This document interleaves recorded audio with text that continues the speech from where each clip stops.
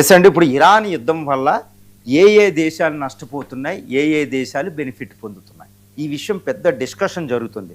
కానీ ఈ నష్టపోయే దేశాలు యుద్ధంలో ఉండకపోవచ్చు, బెనిఫిట్ అయ్యే దేశాలు కూడా యుద్ధంలో ఉండకపోవచ్చు. ఇప్పుడు యుద్ధంలో ఇన్వాల్వ్ అయ్యే దేశాలు ఇప్పుడు నష్టపోతాయి. అమెరికాకి ఎంతో నష్టం జరుగుతుంది. అమెరికా సైనికులు చనిపోతున్నారు, బిలియన్స్ ఆఫ్ డాలర్ ఖర్చు అవుతుంది, లక్షల కోట్లు ఖర్చు పెడుతుంది. చాలా అందువల్ల అమెరికా నష్టపోతుంది, అమెరికా ఆర్థిక వ్యవస్థ నష్టపోతుంది. ఇరాన్ అంటే చాలా ఎక్కువ నష్టపోతుంది, ఈవెన్ ఇజ్రాయెల్ కూడా నష్టపోతుంది. ఈ దేశాలను పక్కన పెడితే మరి ఎవరికి ఇది బెనిఫిట్ అంటే రష్యా, ఇండియాలకు బెనిఫిట్ అండి. ఎందుకంటే రష్యా ఏ విధంగా బెనిఫిట్ పొందుతుంటే అమెరికా బలం ఇక్కడ తగ్గుతుంది. ఇప్పుడు అమెరికా తన యొక్క బలాన్ని, నాటో దేశాలు తమ బలాన్ని ఉక్రెయిన్ వెనకాల పెట్టలేకపోతున్నాయి. కాబట్టి ఉక్రెయిన్లో రష్యా ఈజీగా యుద్ధం చేసుకుంటున్నాయి. తర్వాత అమెరికా వచ్చి ఇరాన్ అటాక్ చేస్తే మరి నేను ఉక్రెయిన్ మీద చేసిన అటాక్ కూడా లెజిటిమేటే కాదని రష్యా వాదించుకుంది. కాబట్టి రష్యా బెనిఫిట్. ఇంకో రష్యాకు మూడో అతిపెద్ద బెనిఫిట్ ఏంటంటే అంతర్జాతీయంగా ఆయిల్ రేట్లు పెరిగిపోతున్నాయి, ఆయిల్ కొరత ఏర్పడేది. రష్యా ఆయిల్ ఇప్పుడు ఇండియాకి ఈజీగా అమ్ముకోమని అమెరికా చెప్తుంది.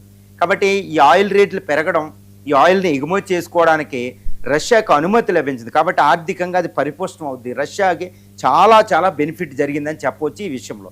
తర్వాత ఈ విషయంలో ఇండియాకి ఎందుకు బెనిఫిట్ అంటే ఆయిల్ వల్ల ఇబ్బంది పడుతుంది అనేది కాదు, కానీ ఇండియా పవర్ఫుల్ కంట్రీగా ఇండియన్ ఓషన్లో ఒకటి ఎమర్జ్ అయింది. ఎందుకంటే ఇరానియన్ షిప్లకి సెక్యూరిటీ ఇచ్చి అమెరికానే ఛాలెంజ్ చేసింది. ఇక్కడ మనం గుర్తుపెట్టుకోవాలి, ఇండియన్ డిప్లొమసీ కూడా చాలా జాగ్రత్తగా ఇటు గల్ఫ్ కంట్రీస్ దూరం చేసుకోకుండా, ఇరాన్ దూరం చేసుకోకుండా, అమెరికాను దూరం చేసుకోకుండా వెల్ బ్యాలెన్స్డ్ ఫారిన్ పాలసీ అనమాట. ఇది పెద్ద శక్తివంతంగా చాలా ఎఫిషియెంట్గా చేసింది. ఇది కూడా బయట బలంగా వినపడుతుంది.